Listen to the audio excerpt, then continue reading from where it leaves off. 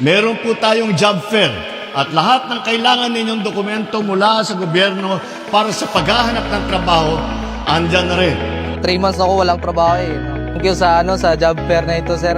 Maraming salamat sa presidente natin, si Bongbong Marcos. Thank you po. Thank you, sir.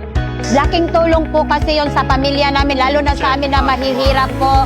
Bili namin ng bigas, tapos ulam, at saka pangbayad na rin po sa iba pang bayarin. Maaari naman kayo makapamili ng mga murang produkto sa Kadiwa naman. Itong programa ng Kadiwa ng Pangulo, dahil sa pamamagitan nito, makapamuhay kami ng maayos at makakatulong sa amin sa araw-araw na pangailangan ng aking buong pamilya.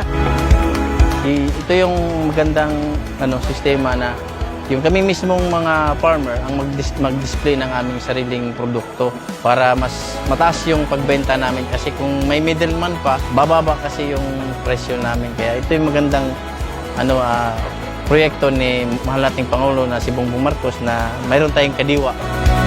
Patunay po ito, napakagaling talaga ng Pilipino, lahat ng ating mga kababayan.